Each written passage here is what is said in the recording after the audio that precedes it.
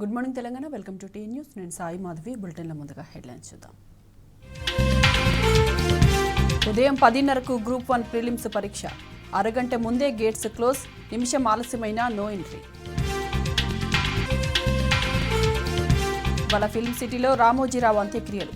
అధికార లాంఛనాలతో నిర్వహించనున్న ప్రభుత్వం.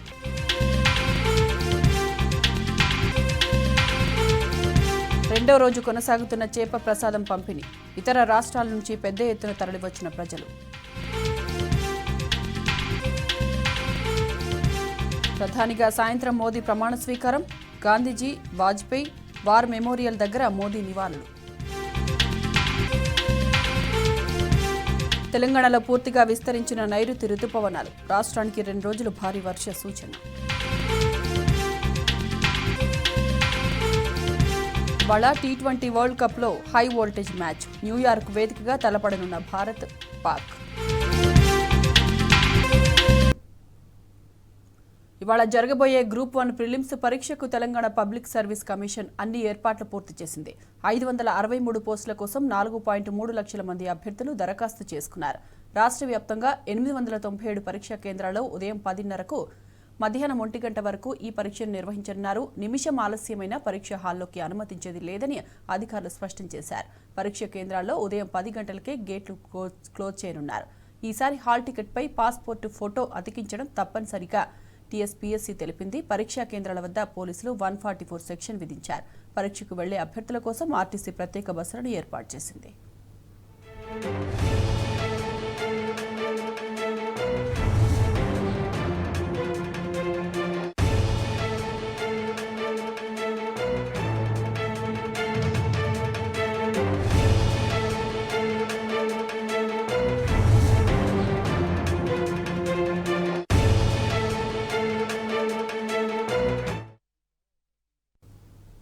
ఇవాల్టి గ్రూప్ 1 పరీక్షపై మరింత సమాచారం మా ప్రతినిధి రాజశేఖర్ లైవ్ లో అందిస్తారు. రాజశేఖర్, చెప్పండి.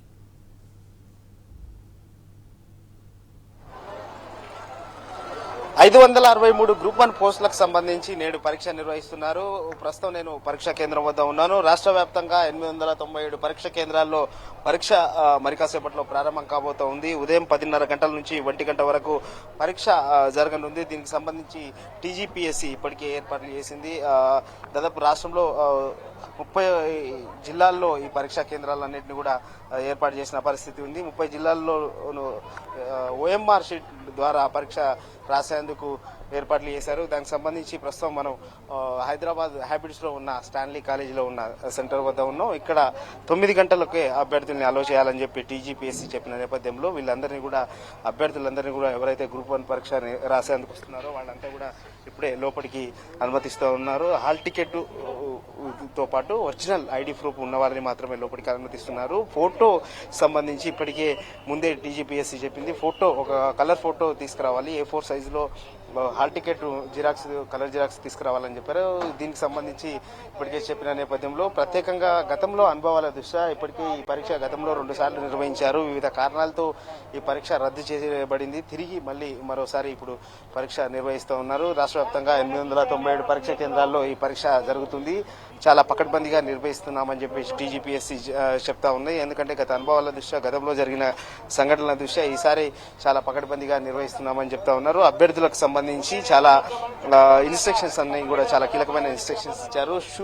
ఎవరు కూడా షూ వేసుకున్న వాళ్ళకి లోపలికి అనుమతి లేదు. అలాగే ఎక్కువగా జ్యువెలరీ, అలాగే స్మార్ట్ వాచ్లను కూడా లోపలికి అనుమతించడం లేదు. పూర్తిగా అభ్యర్థులకు సంబంధించి క్షుణ్ణంగా 2 అంచెల పద్ధతిలో తనిఖీ చేస్తున్నారు. మొదటగా వాళ్ళ హాల్ టికెట్, ఐడి ప్రూఫ్ 2 సరి చూసుకుంటున్నారు. ఆ తర్వాత లోపలికి వెళ్లే దగ్గర, గేట్ల దగ్గర అభ్యర్థులకు సంబంధించి తనిఖీ చేసిన తర్వాతనే లోపలికి పంపిస్తున్న పరిస్థితి మనకు పరీక్షా కేంద్రాల వద్ద కనపడతా ఉంది.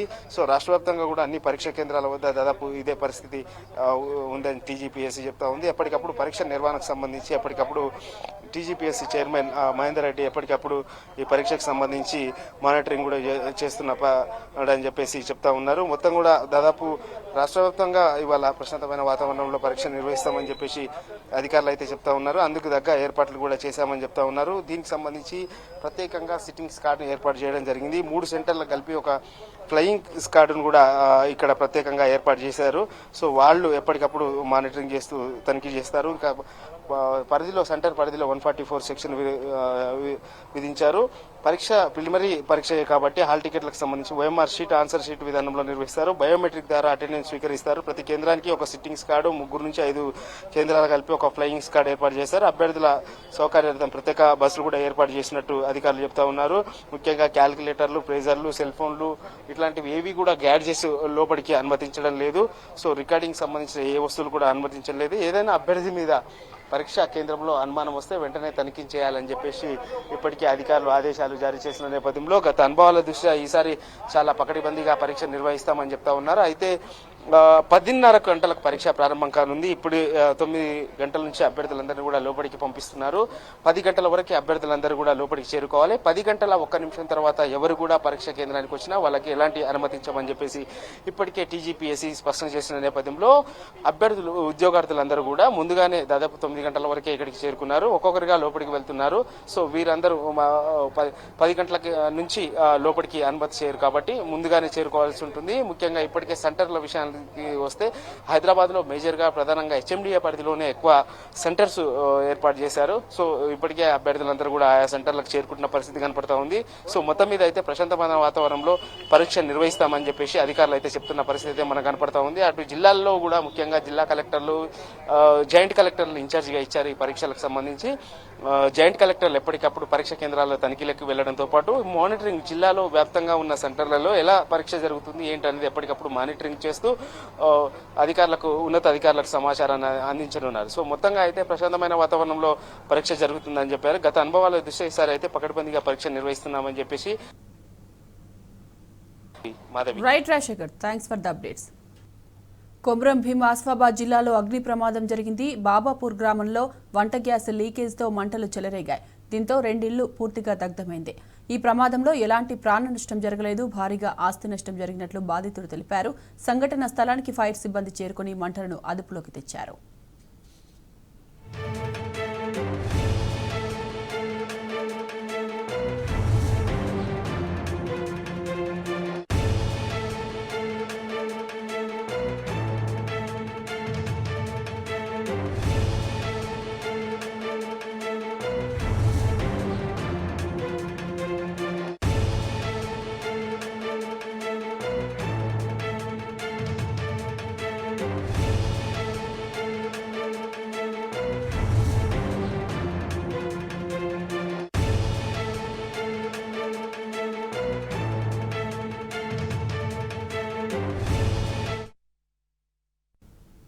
ఈనాడు గ్రూప్ సంస్థల చైర్మన్ రామోజీరావు తుది శ్వాస విడిచారు. గుండె సంబంధిత సమస్యతో హైదరాబాద్లోని ఓ ఆసుపత్రిలో చేరిన ఆయన చికిత్స పొందుతూ కన్నుమూశారు.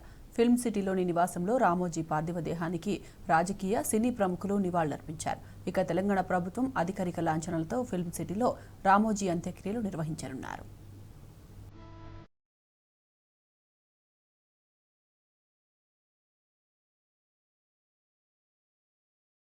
ఈనాడు గ్రూప్ సంస్థల అధినేత రామోజీరావు కన్నుమూశారు. ఈ నెల 5న ఆయనకు శ్వాస తీసుకోవడంలో ఇబ్బందులు ఎదురవడంతో హైదరాబాద్లోని ఓ ఆసుపత్రిలో చేర్చారు. అక్కడ చికిత్స పొందుతూ తుది శ్వాస విడిచారు. ఫిల్మ్ సిటీలోని నివాసానికి ఆయన పార్థివ దేహాన్ని తరలించారు. ఆయన మృతి పట్ల రాష్ట్రపతి ద్రౌపది ముర్ము, ప్రధాని నరేంద్ర మోడీ సహా రాజకీయ ప్రముఖులు దిగ్భ్రాంతి వ్యక్తం చేశారు. రామోజీరావుతో తమకున్న బంధాన్ని గుర్తు చేసుకుంటూ సామాజిక మాధ్యమాల వేదికగా నివాళులర్పించారు.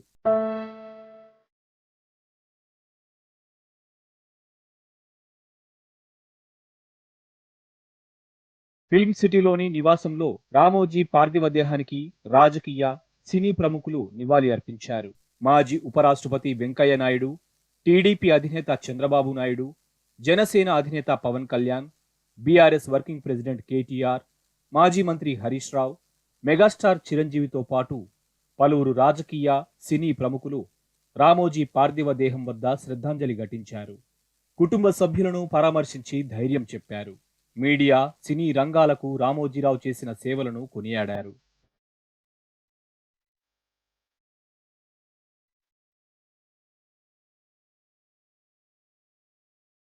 రామోజీరావు అంత్యక్రియలను అధికారిక లాంఛనాలతో నిర్వహించాలని తెలంగాణ రాష్ట్ర ప్రభుత్వం నిర్ణయించింది. ఈ మేరకు ఫిలిం సిటీలో ఆదివారం రామోజీరావు అంత్యక్రియలు నిర్వహించనున్నారు. ఇక రామోజీ మృతికి నివాళిగా ఏపీలో 2 రోజుల పాటు సంతాప దినాలు పాటించనున్నారు. మరోవైపు చలనచిత్ర నిర్మాతల మండలి ఆదివారం చిత్ర పరిశ్రమ బంద్కు పిలుపునిచ్చింది.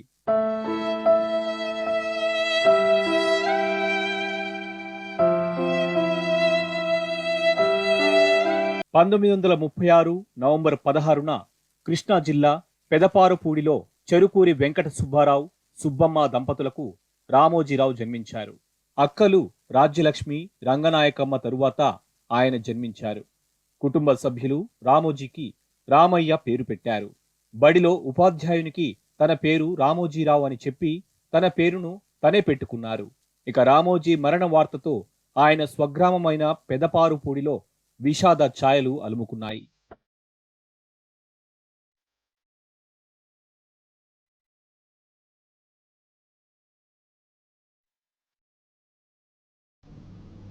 ఈనాడు గ్రూప్ సంస్థల చైర్మన్ రామోజీరావు మరణం పట్ల బీఆర్ఎస్ అధినేత కేసీఆర్ సంతాపం ప్రకటించారు. పలు రంగాల్లో వ్యాపారవేత్తగా, మీడియా సంస్థల వ్యవస్థాపకుడుగా రామోజీరావు చేసిన సేవలను కేసీఆర్ స్మరించుకున్నారు. శోకతప్తులైన వారి కుటుంబ సభ్యులకు కేసీఆర్ తన ప్రగాఢ సానుభూతిని తెలిపారు.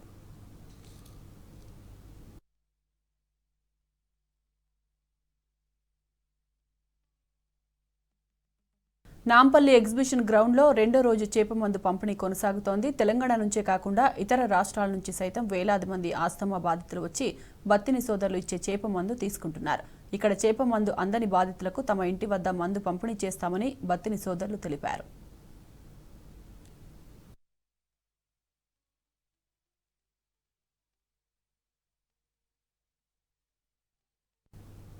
నాంపల్లి ఎగ్జిబిషన్ గ్రౌండ్స్లో చేప ప్రసాదం పంపిణీ కొనసాగుతోంది. ఆస్తమా పేషెంట్ల కోసం ప్రతి ఏటా ఇచ్చే చేప మందు పంపిణీకి అధికారులు ఏర్పాట్లు చేశారు. తెలంగాణతో పాటు ఆయా రాష్ట్రాల నుంచి ప్రజలు భారీగా తరలి రావడంతో పంపిణీకి సమయం పడుతోంది.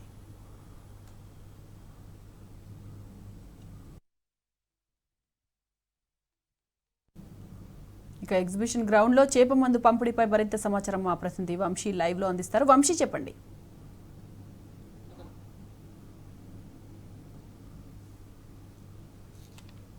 నిన్న ఉదయం 9:30 గంటల ప్రాంతంలో ప్రారంభమైంది.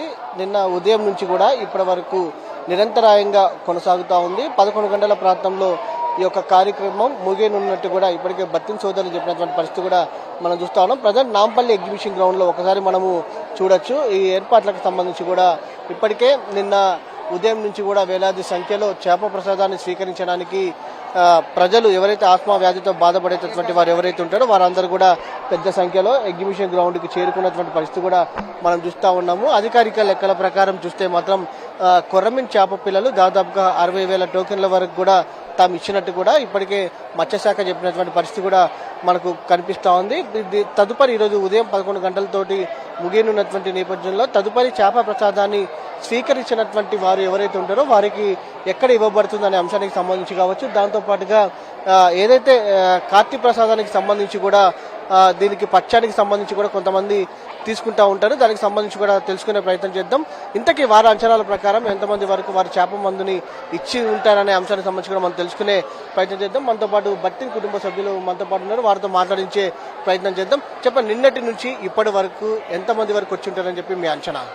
మా అంచనా ప్రతి సంవత్సరం అయితే ఎలా వస్తారో దానికంటే ఒక 30-40% ఎక్కువ వచ్చినారని మేము అనుకుంటున్నాం. ఎందుకంటే మేము ఈ నిన్న కూడా మందు తక్కువ పడితే మళ్ళీ ఇంటికి వెళ్ళి మళ్ళీ ప్రిపేర్ చేసుకొని వచ్చాము. మళ్ళీ వాళ్ళు పొద్దున 4 గంటలకు వెళ్ళి ఇప్పుడు ప్రిపేర్ చేసుకొని పొద్దున మళ్ళీ ఎక్కడ ఆటంకం రాకుండా, పబ్లిక్ వచ్చిన వాళ్ళకి ఎక్కడ ఆటంకం రాకుండా సాఫీగా జరుగుతుంది. మీరు చూస్తున్నారు నిన్న ఎలా ఉన్నారో పబ్లిక్ మళ్ళీ ఇప్పుడు కూడా అట్లాగే కనిపిస్తున్నారు. మేమైతే 11 గంటల వరకు ఇక్కడ ఎగ్జిబిషన్ గ్రౌండ్స్లో ఇస్తాము. ఇక్కడ కంప్లీట్ అయిపోయినాక ఎవరన్నా మిస్ అయితే అక్కడ దూద్ బౌలీలో ఇంకా కవాడిగూడలో ఇంటికాడ కూడా మేము పంపిణీ చేయాలని అనుకుంటున్నాం. మాతోటి మా శక్తి ఎంత ఉందో అంతవరకు అయితే మేము ఎన్నిటి వరకు కంప్లీట్ అయ్యే అవకాశం ఉందంటారు? సార్, ఇప్పుడు మేము ఎప్పటి వరకు వచ్చినా ఇవ్వడానికి మేము రెడీగా ఉన్నాం. బట్ గవర్నమెంట్ అంటే సొసైటీ వాళ్ళు కానీ, పోలీస్ యంత్రాంగం కానీ, ఫిషరీస్ డిపార్ట్మెంట్ వాళ్ళు మేబీ 11 o'clock క్లోజ్ చేస్తామని వాళ్ళు అంటున్నారు. ఈ లోపు గ్రౌండ్లో ఎంతమంది ఉంటారో అంతమంది క్లియర్ చేసేస్తే మేము ఇక్కడి నుంచి బయలుదేరుతాం. ఇంటి దగ్గరికి ఎంతమంది వచ్చినా వేస్తుంటాం, ఇవాళ కానీ రేపు కానీ ఎంతమంది వచ్చినా ఇస్తాం. ఇంటి దగ్గర కూడా ఇస్తాం, ఇవాళ కానీ రేపు కానీ. ఇది మొత్తం మీద చూస్తే మాత్రం ఎవరైతే చేప ప్రసాదాన్ని స్వీకరించడానికి వస్తారో వారందరికీ కూడా ఇక్కడ అందిస్తామని కూడా చెప్తా ఉన్నారు. 11 గంటల వరకు ఇక్కడ అందిస్తాము. తదుపరి తాము ఏదైతే దూదిబౌలిలోని నివాసంలో కావచ్చు, దాంతోపాటుగా కవాడిగూడలో ఉన్నటువంటి తమ నివాసంలో కూడా వారు ఈ చేప ప్రసాదాన్ని అందిస్తామని కూడా బట్టిన్ కుటుంబ సభ్యులు చెప్తున్నటువంటి పరిస్థితి కూడా మనకు కనిపిస్తూ ఉంది. ఇప్పటికే వివిధ రాష్ట్రాల నుంచి కూడా ప్రజలు వస్తూ ఉన్నారు. ఈరోజు ఉదయం కొంత వివిధ రాష్ట్రాల నుంచి వచ్చేటువంటి ఉదయం పూట ట్రావెలింగ్కి సంబంధించి ట్రైన్స్ వస్తాయి కాబట్టి వివిధ రాష్ట్రాల నుంచి పెద్ద ఎత్తున కూడా ఈరోజు ఉదయం కూడా ప్రజలు ఇక్కడికి వచ్చినటువంటి పరిస్థితి కూడా మనకు కనపడతా ఉంది. ప్రధానంగా ఆస్మా వ్యాధి తగ్గుతుందని కూడా ఈ ప్రసాదాన్ని స్వీకరిస్తే అనేది ప్రజల్లో విశేషమైనటువంటి నమ్మకం ఉన్నటువంటి పరిస్థితి కూడా మనం చూస్తా ఉన్నాం. నిన్న నుంచి ఇప్పటి వరకు కూడా దాదాపుగా 32 కౌంటర్లలో టోకెన్స్ ని అందించినటువంటి పరిస్థితి కూడా మనకు కనిపిస్తా ఉంది.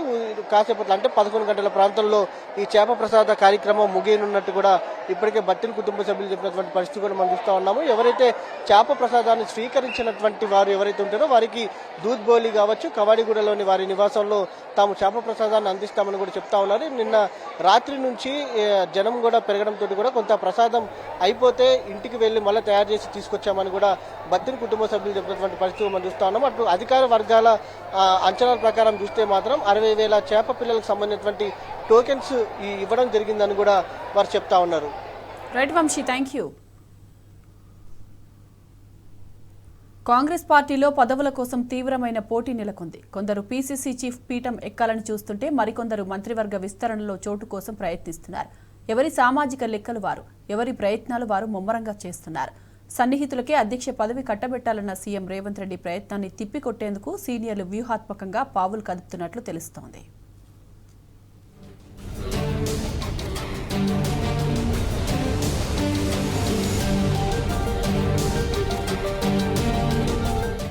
పార్లమెంటు ఎన్నికలు ముగియడంతో కాంగ్రెస్ పార్టీలో పదవుల పందేరం మొదలైంది.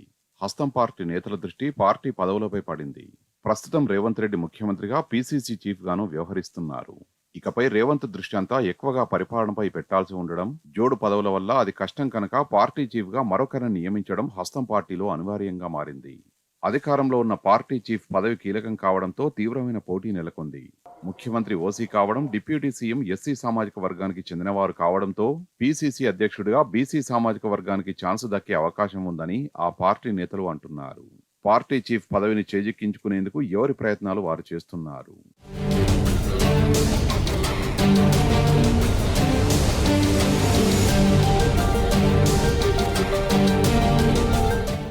బీసీ సామాజిక వర్గానికి చెందిన మంత్రి Ponnam Prabhakar, Madhuyashki, PCC working president Mahesh Kumar Goud, Anjan Kumar Yadav party chief పదవిని ఆశిస్తున్నారు. వీరిలో మదియాష్కి కాంగ్రెస్ అధిష్టానానికి అత్యంత సన్నిహితుడు. దీంతో పార్టీ పెద్దలకు సన్నిహితంగా ఉండే వ్యక్తి అధ్యక్షుడైతే రాష్ట్రంలో జరిగే ప్రతి యాక్టివిటీ అధిష్టానానికి చేరే అవకాశం ఉంటుంది. అలా జరిగితే పార్టీలో తనకు ఇబ్బందికరంగా ఉంటుందని భావిస్తున్న రేవంత్ తన సన్నిహితుడికి అధ్యక్ష పగ్గాలు కట్టబెట్టేందుకు ప్రయత్నిస్తున్నారట. దీంతో బీసీ సామాజిక వర్గం నుంచి అయితే మహేష్ కుమార్ గౌడ్ లేదా పొన్నం ప్రభాకర్ గౌడ్, ఎస్టీ సామాజిక వర్గం నుంచి అయితే మంత్రి సీతక్క, ఎస్సీ మాదిగా అయితే ఏఐసీసీ కార్యదర్శి సంపత్ పేరును అధిష్టానం దగ్గర ప్రతిపాదించే ఛాన్స్ ఉందంటున్నారు. కానీ సంపత్ మహబూబ్ నగర్ జిల్లాకు చెందినవాడు కావడం, ఇదే జిల్లాకు సీఎం రేవంత్ రెడ్డి ప్రాతినిధ్యం వహిస్తుండటంతో ఆయనకు పీసీసీ చీఫ్ పదవి ఇవ్వకపోవచ్చునన్న వాదన కూడా ఉంది. ప్రముఖంగా మహేష్ కుమార్ గౌడ్, మంత్రులు పొన్నం ప్రభాకర్, సీతక్క పేర్లు బలంగా వినిపిస్తున్నాయి.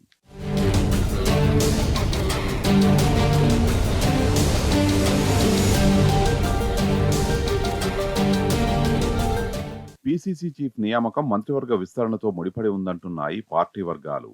రాష్ట్రంలో 6 మంత్రి పదవులతో పాటు డిప్యూటీ స్పీకర్, చీఫ్ విప్ పోస్టులు ఖాళీగా ఉన్నాయి. సామాజిక సమీకరణాల మీద ఆధారపడి ఈ పదవులన్నింటినీ భర్తీ చేయనున్నారు. ఆదిలాబాద్, నిజామాబాద్, రంగారెడ్డి, హైదరాబాద్ జిల్లాలకు క్యాబినెట్లో బెర్తు దక్కలేదు. ఆదిలాబాద్ నుంచి మంచిర్యాల ఎమ్మెల్యే ప్రేమ్ సాగర్ రావు, నిజామాబాద్ నుండి Bodhan MLA P Sudarshan Reddy, Yellareddy MLA Madan Mohan Rao క్యాబినెట్లో చోటును ఆశిస్తున్నారు. రంగారెడ్డి నుంచి ఇబ్రహీంపట్నం ఎమ్మెల్యే మాల్రెడ్డి రంగారెడ్డి, పరిగి ఎమ్మెల్యే రామ్మోహన్ రెడ్డి మంత్రి పదవిపై ఆశలు పెట్టుకున్నారు. హైదరాబాద్ కంటోన్మెంట్ నుంచి శ్రీ గణేశన్ విజయం సాధించినా ఆయనకు ఛాన్స్ ఉండకపోవచ్చునని పార్టీ వర్గాలు అంటున్నాయి. హైదరాబాద్ నుంచి మైనారిటీలకు అవకాశం దక్కొచ్చన్న టాక్ ఉంది. ఎస్టీ లంబాడా వర్గానికి క్యాబినెట్లో ప్రాతినిధ్యం దక్కలేదు. దీంతో దేవరకొండ ఎమ్మెల్యే బాలునాయక్ మంత్రివర్గంలో బెర్తు దక్కే అవకాశం ఉందనే చర్చ జరుగుతోంది. అలాగే పార్లమెంటు ఎన్నికల ప్రచారంలో మంత్రివర్గంలో ముదిరాజులకు చోటు కల్పిస్తామని సీఎం రేవంత్ రెడ్డి హామీ ఇచ్చారు. దీంతో ఆ సామాజిక వర్గానికి చెందిన నేతలు ప్రయత్నాలు చేస్తున్నారు.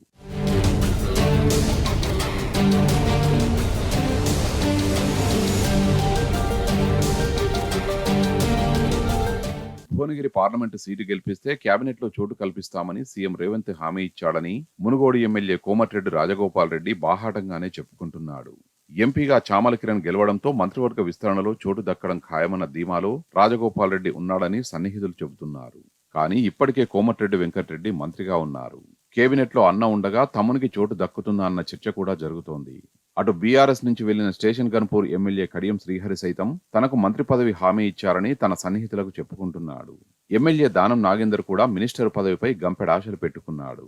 హైదరాబాద్ జిల్లాకు కేబినెట్లో ప్రాతినిధ్యం లేదు కనుక తనకు అవకాశం ఇవ్వాలని కోరుతున్నాడట. అంతేకాదు తనకున్న పరిచయాలతో దానం ఢిల్లీలో లాబింగ్ చేస్తున్నట్లు సమాచారం. మంత్రివర్గ విస్తరణలో చోటు దక్కని కాంగ్రెస్ నేతలకు డిప్యూటీ స్పీకర్, చీఫ్ విప్ పోస్టులు కట్టబెట్టే ఛాన్స్ ఉంది. అయితే పీసీసీ చీఫ్ మంత్రివర్గ విస్తరణపై అధిష్టానం దృష్టి సారించినప్పటికీ అసెంబ్లీ సమావేశాల తర్వాతే అన్ని నియామకాలు చేపట్టే అవకాశం ఉందంటున్నాయి గాంధీభవన్ వర్గాలు.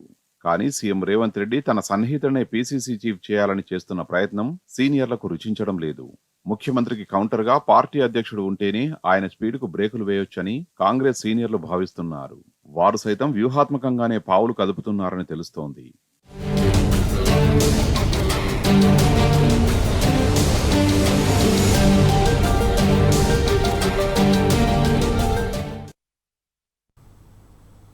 రెండు 2014-19 లోక్సభ ఎన్నికల్లో కంటే 2024 ఎన్నికల్లో మోదీ చరిష్మా తగ్గించడానికి తాజా ఫలితాలే స్పష్టం చేస్తున్నాయి. అతి హిందుత్వ ఎజెండాపై ప్రజల్లో వ్యతిరేకత రావడం వల్లనే బీజేపీకి సీట్లు తగ్గాయనే అభిప్రాయం వ్యక్తమవుతోంది. మోదీ ఎన్నికల్లో చేసిన 400 పార్ అంటూ నినాదాలు ప్రభావం చూపలేకపోయాయి.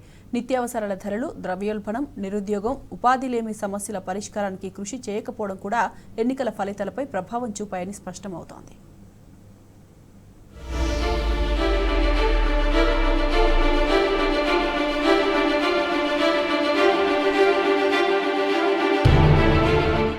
గత 2 లోక్సభ ఎన్నికల్లో సొంతంగా బెంచ్ మార్కు 272ను దాటిన బీజేపీ ఈసారి ఎన్నికల్లో మాత్రం ఆ మార్కును అందుకోలేకపోయింది.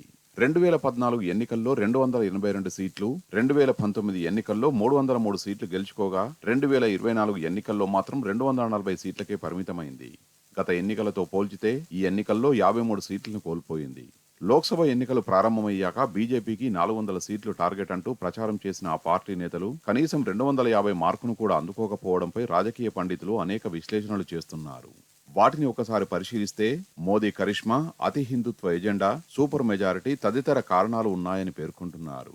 2014, 2019 ఎన్నికల్లో మోదీ కరిష్మాతోనే బీజేపీ ఎన్నికల్లో విజయం సాధించింది. అయితే ఈసారి కూడా అదే ఆయుధంతో కమలం పార్టీ బరిలోకి దిగింది.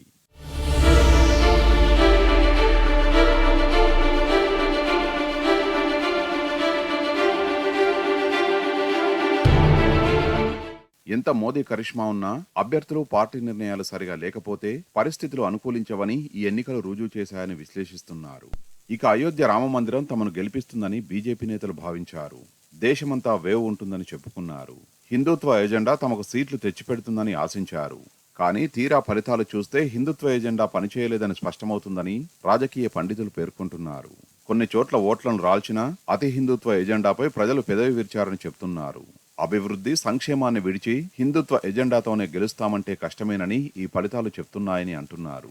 అదే సమయంలో బీజేపీ మిత్రపక్షాలు హిందుత్వవాదాన్ని గట్టిగా వినిపించకపోవడము ఓ కారణమని విశ్లేషిస్తున్నారు.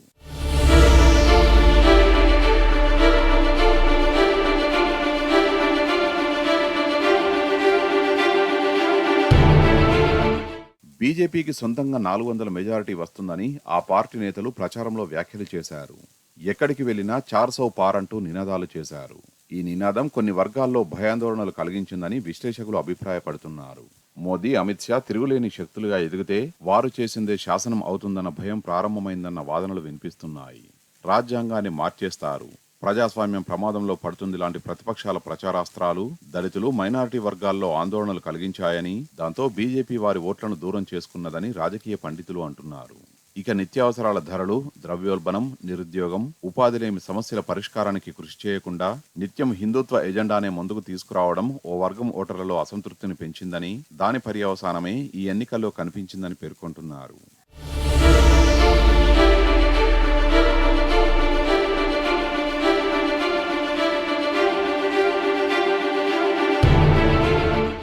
లోక్సభ ఎన్నికల ఫలితాలను విశ్లేషిస్తుంటే అనేక ఆసక్తికర విషయాలు బయటపడుతున్నాయి. ఈ ఎన్నికల్లో ప్రధాని నరేంద్ర మోదీయే ప్రధాన స్టార్ క్యాంపెయినర్గా బీజేపీ తరపున ప్రచారం చేశారు. అయితే ఆయన ఎంతో ప్రతిష్టాత్మకంగా తీసుకుని బెంగాల్లో చేసిన ప్రచారం ఎలాంటి ఫలితాన్ని ఇవ్వలేదని విశ్లేషణలు చెబుతున్నాయి. మోదీ బెంగాల్లో 27 లోక్సభ నియోజకవర్గాల్లో ప్రచారం చేయగా అందులో 20 సీట్లలో బీజేపీ ఓటమి చవిచూసింది. అందులో గతంలో బీజేపీ గెలిచిన 5 సీట్లు కూడా ఉన్నాయి. ఈ ఎన్నికల్లో మమత నేతృత్వంలోని టీఎంసీ 29 సీట్లలో నెగ్గగా 6 సీట్లు తగ్గిన బీజేపీ 12కు మాత్రమే పరిమితమైంది. ఎలాగైనా బెంగాల్లో అధిక సీట్లు సాధించాలన్న ధ్యేయంతో మార్చి 1న విజయ్ సంకల్ప్ పేరుతో హుగ్లీలో ర్యాలీతో ఎన్నికల ప్రచారానికి శ్రీకారం చుట్టిన మోదీ మే 29న కోల్కతాలో మెగా రోడ్ షోతో ప్రచారాన్ని ముగించారు. మోదీ తన ప్రచారంలో 22 బహిరంగ సభలు, ఒక రోడ్ షో నిర్వహించిన కమలం పార్టీకి ఓటమి తప్పలేదు. బెంగాల్ నుంచి పోటీ చేసిన కేంద్ర మంత్రులు కూడా ఓటమి బాట పట్టారు. లోక్సభ నుంచి సస్పెండ్ అయిన టీఎంసీ ఎంపీ మహువా మొయిత్రా పోటీ చేసిన కృష్ణనగర్లో మోదీ 2 సార్లు ప్రచారం చేసినా బీజేపీ పరాజయం పాలైంది.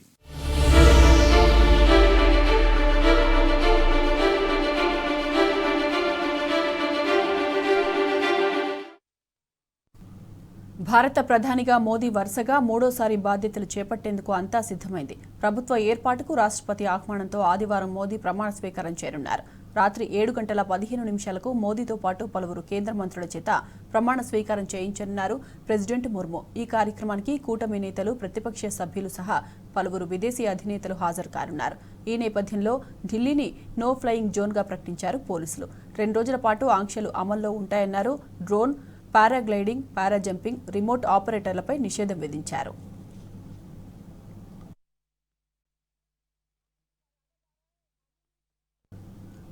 నరేంద్ర మోదీ రాజ్ఘాట్లో మహాత్మాగాంధీకి నివాళులర్పించారు. ముచ్చటగా మూడోసారి ప్రధానిగా నేడు ప్రమాణ స్వీకారం చేరున్న సందర్భంగా జాతిపితను స్మరించుకున్నారు. అనంతరం బీజేపీ నేత, మాజీ ప్రధాని అటల్ బిహారీ వాజ్పేయిపై నివాళులర్పించారు మోదీ. అటు నేషనల్ వార్ మెమోరియల్కి చేరుకుని దేశం కోసం ప్రాణత్యాగం చేసిన సైనికుల స్మారక చిహ్నానికి మోదీ ఘన నివాళులర్పించారు.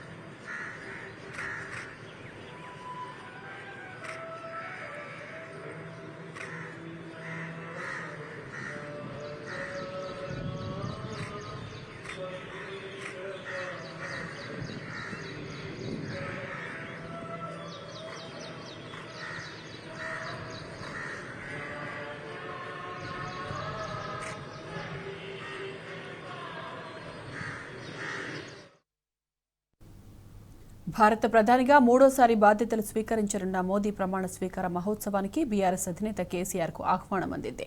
కేంద్ర మాజీ పార్లమెంటరీ వ్యవహారాల శాఖ మంత్రి ప్రహ్లాద్ జోషి ప్రమాణ స్వీకారానికి రావాల్సిందిగా కోరుతూ కేసీఆర్ను ఆహ్వానించారు. మరోవైపు ఢిల్లీలోని రాష్ట్రపతి భవన్లో ప్రమాణ స్వీకార మహోత్సవానికి ఏర్పాట్లు పూర్తయ్యాయి. దేశంలోని పలు పార్టీలకు చెందిన నేతలు, ప్రముఖులతో పాటు ఇతర దేశాల అధినేతలు కూడా హాజరు కానున్నారు.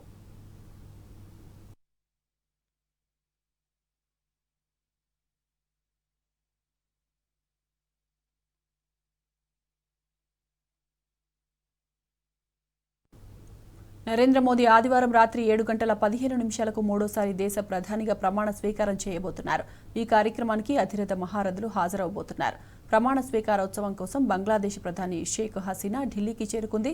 శ్రీలంక అధ్యక్షుడు రనిల్ విక్రమ్ సింఘే, మాల్దీవుల అధ్యక్షుడు Mohamed Muizzu, Seychelles vice president Ahmed Afif, Mauritius ప్రధాని ప్రవీంద్ కుమార్ జగ్నాథీ, నేపాల్ ప్రధాని పుష్ప కమల్ దహల్లు మరికొద్ది గంటల్లో ఢిల్లీకి చేరుకోనున్నారు.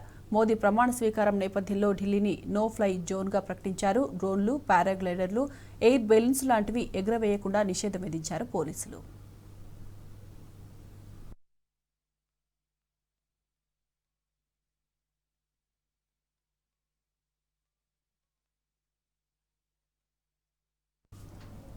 18వ లోక్సభ తొలి సమావేశాలు ఈ నెల 15న ప్రారంభం కానున్నాయి. 22 వరకు సమావేశాలు జరిగే అవకాశం ఉన్నట్లు సంబంధిత వర్గాలు వెల్లడించాయి. ఈ సెషన్స్లో కొత్త ఎంపీల ప్రమాణ స్వీకారాలు ఉంటాయి. అనంతరం స్పీకర్ ఎన్నిక ఉంటుంది. ఆ తర్వాతి రోజు రాష్ట్రపతి ఉభయ సభలను ఉద్దేశించి ప్రసంగిస్తారని లోక్సభ వర్గాలు తెలిపాయి. ఇక ఈ సమావేశాల్లోనే ప్రధాని మోదీ తమ కేబినెట్ మంత్రులను ఉభయ సభలకు పరిచయం చేయనున్నట్లు తెలుస్తోంది.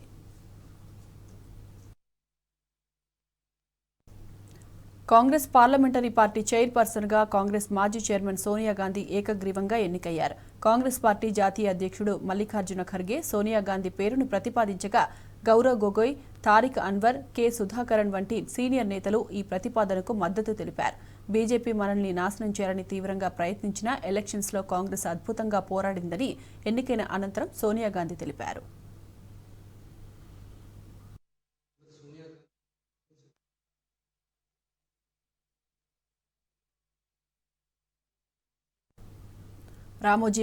రామోజీరావు అంత్యక్రియలు ప్రభుత్వ లాంఛనాలతో నిర్వహిస్తున్నారు. ఫిల్మ్ సిటీలో జరుగుతున్న అంతిమ సంస్కారాలను లైవ్లో చూద్దాం.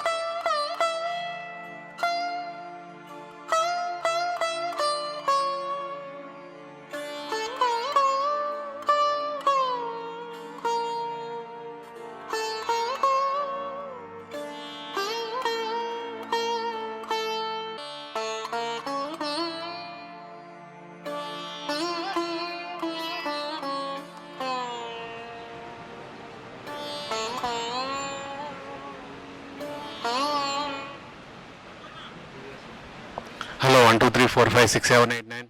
Hello 1 2 3 4 5 6 7 8 9. Hello.